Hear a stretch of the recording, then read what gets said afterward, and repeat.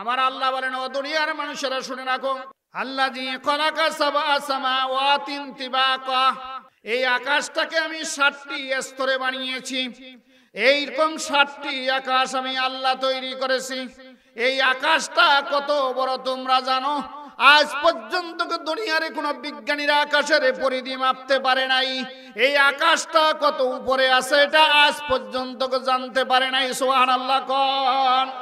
পৃথিবীটা হলো 25,000 মাইল ব্যাসার্ধ। পূর্ব প্রান্তরে পূর্ব থেকে পশ্চিম প্রান্তরে পৃথিবী হলো 25,000 মাইল। কয় মাইল? 25,000 মাইল পরে আর পৃথিবী নাই। এরপরে কি আছে মানুষ জানে না। আমেরিকা কানাডাই হলো শেষ, তারপরে আটলান্টিক মহাসাগর, এরপরে খুঁজা পায় না, পৃথিবী শেষ হয়ে গেছে। আমার আল্লাহ বলেন, ও দুনিয়ার মানুষেরা, এই পৃথিবী থেকে 13 লক্ষ গুণ বড় হইল সূর্যটা। কয় লক্ষ? এই সূর্যটা যে আকাশের মধ্যে আছে, এর যে উত্তাপ 40 লক্ষ ডিগ্রি সেলসিয়াসের তাপমাত্রা। সুবহানাল্লাহ কোন। সূর্যের মধ্যে যে জ্বালানি মজুদ আছে, এই জ্বালানি যদি চলতে থাকে, বিজ্ঞানীরা বলছে আরো 5 কোটি বছর পর্যন্ত এই জ্বালানি দিয়া সূর্য চলতে পারবে। সূর্যের জ্বালানি ঠিক রাখার জন্য প্রতি সেকেন্ডে 4 কোটি মেট্রিক টন হিলিয়াম নামক গ্যাসের দরকার হয়। এই হিলিয়াম নামক গ্যাস সূর্য থেকে অটোমেটিক তৈরি হয়। বিজ্ঞানীরা দেখেছে এই হিলিয়াম নামক গ্যাসটা তৈরি হয়ে দুর্বার গতিতে সামনে যায়, তার শেষ আবার গিয়ে 70 গুণ ক্ষিপ্ত গতিতে আবার সূর্যের দিকে ফিরে মারে। এইভাবে আল্লাহ সূর্যকে রেখেছে।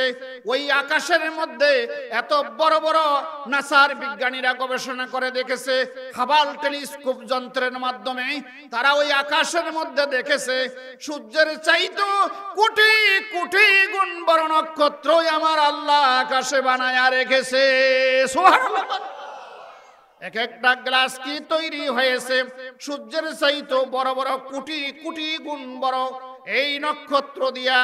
এক একটা এই গ্যালাক্সির মধ্যে 100 বিলিয়ন গ্যালাক্সি রয়েছে। তাহলে তার পরিধি কত হয়েছে?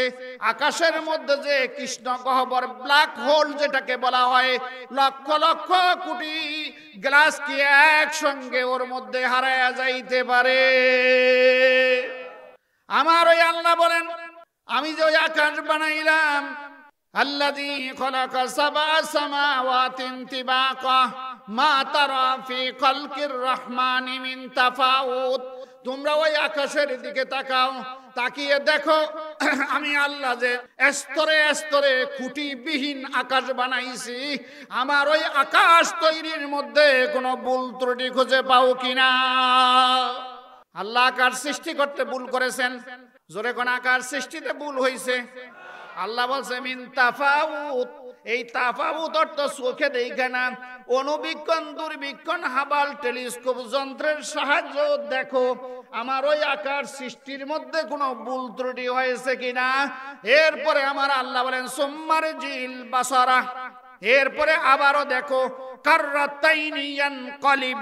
তাহলে বারবার আকাশের দিকে তাকাবে, তাকাতে তাকাতে তোমার দৃষ্টি তোমার ওই হাবাল টেলিস্কোপ যন্ত্র অনুবীক্ষণ যন্ত্র ব্যর্থ এবং ক্লান্ত হইয়া তোমার দিকেই ফিরে আসবে। আমার সৃষ্টিরাজির মধ্যে তুমি কোনো ভুল ত্রুটি খুঁজে পাবে না।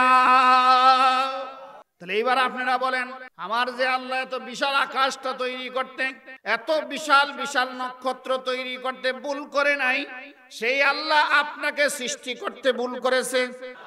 যে আল্লাহ চন্দ্র চলার বিধান দিতে ভুল করে নাই, সূর্য চলার বিধান দিতে ভুল করে নাই, গ্রহ নক্ষত্রের চলার পথের বিধান দিতে ভুল করে নাই, আর আটলান্টিক মহাসাগর থেকে বঙ্গোপসাগর পর্যন্ত সমস্ত প্রাণীর চলার বিধান দিতে ভুল করে নাই, আফ্রিকার অরণ্যভূমি থেকে বাংলাদেশের সুন্দরবন পর্যন্ত সমস্ত বনের প্রাণীর চলার বিধান দিতে ভুল করে নাই, সেই আল্লাহ কি আপনাকে সৃষ্টি করতে আর আপনাকে বিধান দিতে ভুল করেছে?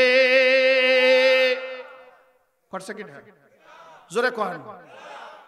এত বড় বড় সৃষ্টি করতে যে আল্লাহ ভুল করে নাই, সে আল্লাহ আপনাকে আমাকে সৃষ্টি করতে ভুল করেছে? এইগুলি চলার বিধান দিতে যে আল্লাহ ভুল করে নাই, সেইগুলি সেই আল্লাহ আপনার মতো আমার মতো ক্ষুদ্র প্রাণীকে চলার বিধান দিতে ভুল করেছে? হ্যাঁ, সুবহানাল্লাহ। আল্লাহর কোরআন কি বলছে জানেন? ইন্না ফি যালিকা লাযিকরা লিমান কানা লাহু কলবুন আও আলকাস সামআ ওয়া হুয়া শাহীদ। এই কোরআন থেকে ফায়দা যদি নিতে হয় অন্তর দিয়ে শুনতে হবে, মনোযোগ সহকারে অন্তর দিয়ে এটা উপলব্ধি করতে হবে, তাহলে কোরআনের নূর আপনার অন্তরে ঢুকবে আর হেদায়েত নসিব হয়ে যাবে। যাদের নসিবে হেদায়েত হবে এরা জাহান্নামী থেকে জান্নাতি হয়ে যাবে।